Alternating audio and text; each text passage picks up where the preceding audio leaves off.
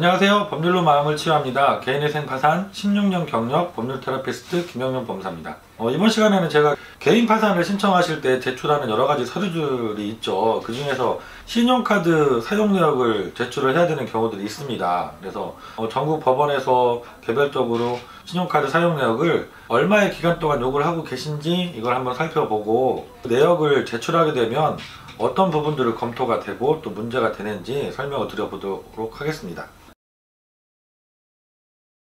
그럼 하나하나 제가 우선 전국 법원에서 요청하셨던 내역들을 한번 보여드려 볼게요. 첫 번째로 그 신용카드 사용 내역을 요구하시면 가장 기본적으로 요구되는 내용인데요. 지금 보시는 화면은 대구지방법원에서 그 파산 신청하시면 파산 선고 이후에 추가 제출 서류를 제출하라고 주시는 목록이에요.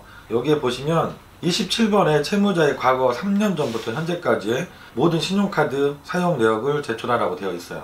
그래서 기간이 현재부터 과거 3년까지죠. 3년 동안의 기간을 신용카드 내역을 요구를 하고 계세요. 이게 가장 기본적인 모습이세요. 보통 3년을 요구하시고, 약간 특이한 경우가 광주지방법원 사례인데요. 광주지방법원은 보면 본인 것만 요구하시는 게 아니라 여기 보시는 것처럼 채무자의 신용카드 사용 내역 9-1번으로 요구하시지만 9-2번에서 배우자의 신용카드 사용 내역까지 요구를 하고 계세요. 그래서 광주지방법원은 배우자 신용카드 내역도 보고 계시다. 기간은 역시 3년 것을 요구하고 계십니다. 그리고 기간이 길어지는 경우도 있어요. 지금 보시는 것은 수원지방법원에서 나눠주고 있는 추가 제출 목록인데요. 27번에 보시면 채무자의 과거 5년 전부터 현재까지의 모든 신용카드 사용 내역을 요구를 하고 계세요. 그래서 기간이 5년까지 길어지는 경우도 있다. 이렇게 아셔야 되고요. 좀 더 특이한 것이 이거는 인천지방법원에서 나왔던 서류 제출 목록입니다. 여기 보시면 30번에 신용카드 사용 내역을 요구하고 계신데 그 기간이 특이합니다. 마지막 사용일부터 과거 1년간의 사용 내역을 발급받을 것 이렇게 되어 있어요. 이거는 현재부터 3년, 현재부터 5년이 아니잖아요. 마지막 내가 카드를 사용하셨던 경우에 그 날짜부터 소급해서 1년입니다. 그러니까 이런 분들이 있을 수 있죠. 내가 지금은 신용카드를 사용한 지가 3년도 넘었고 5년도 넘었다.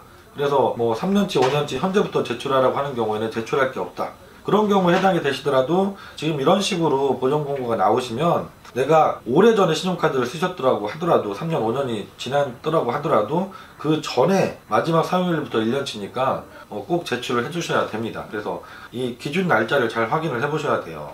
이렇게 그 법원마다 파산 관제인마다 신용카드 사용 내역을 요구하시는 경우도 있고 요구하지 않는 경우들도 있어요, 물론. 그리고 요구하시더라도 그 기간도 차이가 있을 수 있다는 것을 먼저 아셔야 됩니다. 그럼 두 번째로 실제로 저희 사무실에서 신용카드 사용 때문에 문제됐던 사건을 하나 보여드리면서 어떻게 문제가 되는지 보여드리도록 할게요. 저희가 파산 신청을 그 인천지방법원에 했던 사건이에요. 파산 신청을 하고 나서 판사님이 검토하시고 나서 이렇게 첫 번째 보정이 나왔었어요. 채무자는 채무가 발생한 이후에도 신용카드로 상당한 금액을 지출한 것으로 보이는 바 국민카드, 현대카드, 삼성카드, 롯데카드에 2019년 1월 1일부터 현재까지 이용 내역을 제출하고 30만원 이상 일반 결제 내역과 100만원 이상 카드론 현금 서비스 사용처를 구체적으로 소명하시기 바랍니다. 이렇게 나왔어요. 금액을 특정해 주셨죠. 30만원 이상 결제 내역, 그리고 카드론 현금 서비스는 100만원 이상 받은 경우에 내역을 정리해 달라. 이렇게 보정 공고가 나왔어요. 그래서 저희가 신용카드 사용 내역을 정리를 쭉 해봤습니다. 그래서 이렇게 법원에 보정서를 제출하면서 제출했죠.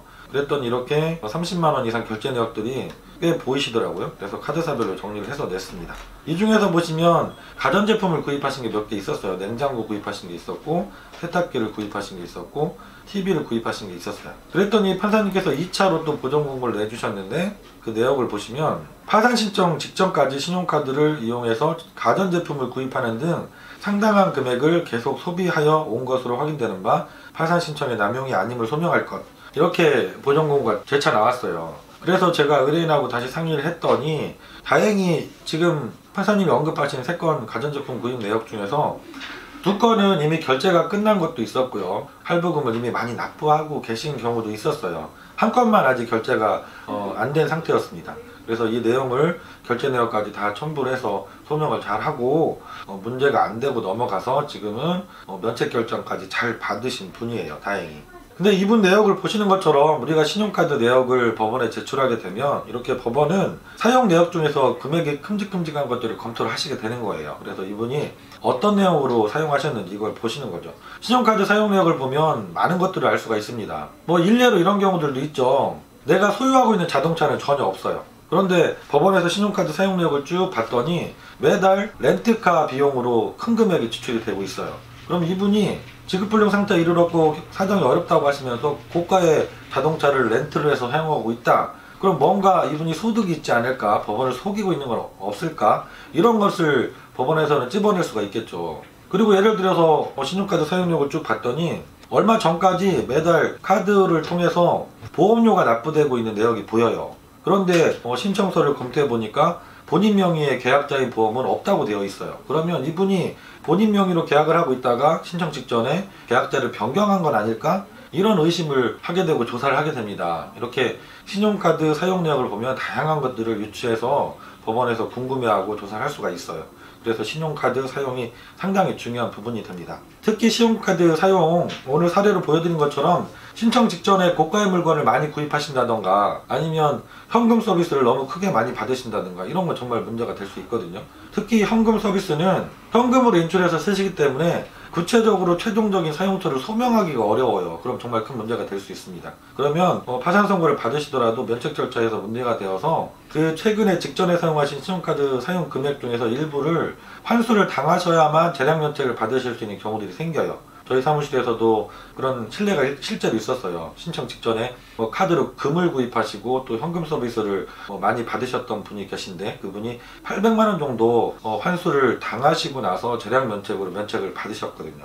그래서 이렇게 신용카드는 가능하시면 신청 직전까지 생활비를 계속 돌려막으면서 쓰시니까 어쩔 수 없이 사용해야 되는 경우들이 당연히 있습니다. 하지만 내가 그동안 일반적으로 사용해왔던 식료품을 구입하신다든가 의료를 구입하신다든가 이 정도 선에서 사용하시는 건 괜찮겠지만 갑자기 고가의 물건을 구입하시거나 특히 카드깡을 하시거나 현금 서비스를 너무 다액으로 많이 받으시거나 이런 것들은 절대 하시면 안 된다. 이런 말씀을 다시 한번 당부를 드리도록 하겠습니다. 오늘은 그 파산 신청과 신용카드 사용 이 부분에서 설명을 드렸고요. 다음 시간에도 제가 또 궁금해하시는 내용들 잘 준비해서 좋은 영상으로 찾아뵙도록 하겠습니다.